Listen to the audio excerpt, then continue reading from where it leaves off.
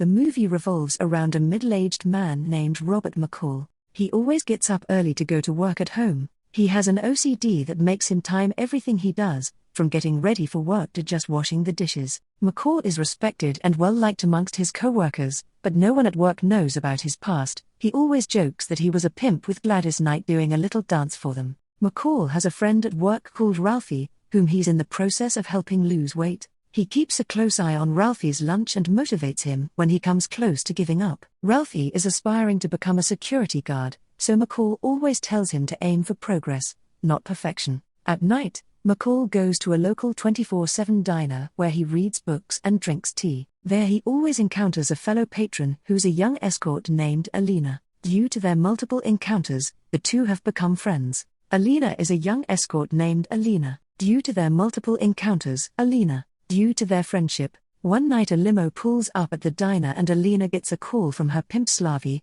who tells her she has to serve the man in the limo, who is panicking. Alina asserts that she doesn't want to work with his client because she finds him disgusting, but Slavi ignores her feelings and tells her to go to work. When the car door opens, an obese man appears, and Alina reluctantly goes outside and joins him. The next night, McCall again meets Alina, who has a bruise on her face. He gives her a donut, and she hands him a CD that she recorded of herself singing. As they get to talking, we learn that McCall has lost his wife. After a while, the two proceed to leave the place. Outside, the pimp Slavi again pulls up and slaps Elena. It turns out that she punched the obese man from the night before. McCall his business card suggesting he pick another girl. Several days pass by. One night McCall learns that Elena is in the ICU after being beaten up badly. He rushes to the hospital where he meets her friend Mandy. McCall introduces himself and Mandy reveals that Slavi beaten Alina badly to make an example out of her. She further mentions that Slavi treats his girls like merchandise and nothing more.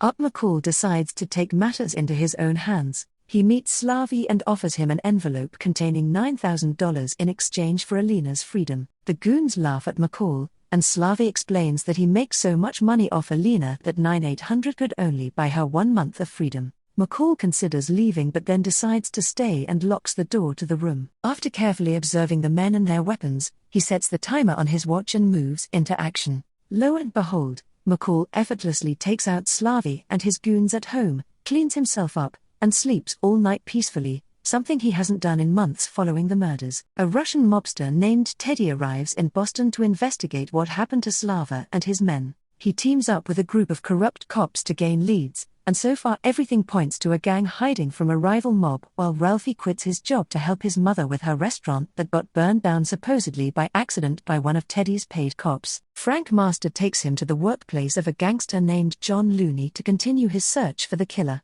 John insults Teddy and all Russians in general. Enraged, Teddy hits John with an ashtray while Frank kills the other goons. Teddy continues to beat John's face in until the man goes unconscious. Meanwhile, the other two dirty cops, Ramar and Peterson, extort Ralphie's mother for protection money and tell her that there will be another accident if the money isn't on time again next week. Outside, they encounter McCall, who plays a video he took of them extorting a convenience store clerk, during which they confess to starting the fire at the restaurant. McCall tells them they can either give the money back or the video will hit the news stations. The cops try to hold him at gunpoint, but McCall quickly overpowers them and beats them up, leaving them with no choice but to comply and later return the money to Ralphie's mother. Soon after Ralphie passes his test and becomes a security guard, Teddy finds out about Alina, one of Slava's girls, and asks her about it. Mandy, the latter, tells him that she doesn't really know her that well, but Teddy finds out that she's lying and intimidates her into revealing everything,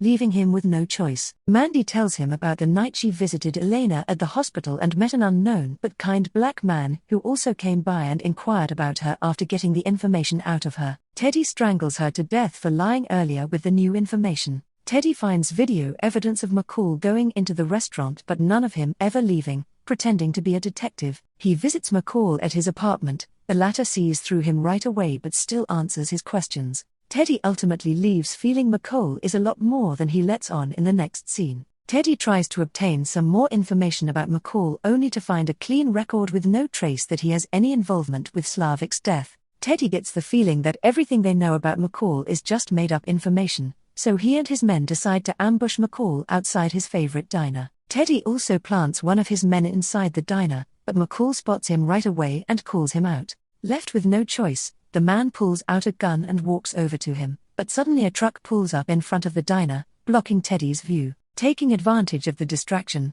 McCall kills the man by breaking his neck. He then walks out of the diner and snaps photos of Teddy and his men before fleeing after reaching home. McCall boils some honey to tend to a wound, and right then the angry gangsters silently arrive outside. They then burst into his apartment, but to their disbelief, it's the wrong one. It turns out McCall is actually in another apartment nearby watching them with hidden cameras. McCall has planted evidence in his apartment suggesting that he is leaving town, but Teddy doesn't buy it and feels that something is off in the next scene. McCall does leave town, but only to visit his old friends Brian and Susan Plummer. It's revealed that McCall and his friends used to work for the CIA. McCall seeks Susan's help in finding out information about Teddy as she gathers information from the boys, who talk about McCall's car bomb accident that had everyone believe he was dead. Brian mentions that somehow Susan knew McCall wasn't truly dead. It turns out McCall abruptly decided to leave his life at the CIA behind after his wife Vivian passed away. When Susan returns, she tells Nicole that the men he killed were part of the Russian mafia led by Vladimir Pushkin. Teddy, whose real name is Nikolai, is the man Pushkin sends when something needs to be dealt with. Roma and Peterson were also on Pushkin's payroll. They were found dead a few days earlier with their testicles shot off and shoved into their mouths. Susan warns McCall that Teddy and his men won't stop until he and everyone he cares about are dead. McCall explains that he's helping Alina because his late wife Vivian always liked helping people in need. The next morning, McCall leaves to finish what he started. At first, he finds Frank Masters and traps him in his car, which he has rigged with a hose from the tailpipe. He commands Frank to give him useful information about Pushkin's operations, or he'll leave him in the car to die. Frank eventually relents and takes McCall to a warehouse where the Russians count and stash huge pallets full of money. McCall forcibly persuades the gangsters to surrender and ties them up in a room with all the money for the cops to find. He then frees all the workers and gives them a departing bonus out of Pushkin's money. Frank also directs McCall to a safety deposit box where he has stashed more information detailing Pushkin's operations and revealing everyone currently on his payroll, including cops, deputies, politicians, and so on. Before leaving, McCall ties Frank to a pole and calls for help. When the police arrive, they find the money and arrest Frank. Teddy calls in a team of assassins from Russia to help him track down and kill MCC. The team leader goes to the bathroom. A few moments later, McCall comes out of the same bathroom with the team leader's bloody sunglasses. He then sits down with Teddy and offers him one last chance to stop everything before he takes out the entire organization, but Teddy refuses the offer and arrogantly lets McCall know that he isn't afraid of him. After leaving, McCall sends all the information he retrieved from Frank's pen drive anonymously to the detective in charge of the warehouse bust. He finds one of Pushkin's oil tankers and blows it up along with several trucks and a warehouse. The incident grabs the attention of Pushkin, and he warns Teddy to take care of McCall swiftly.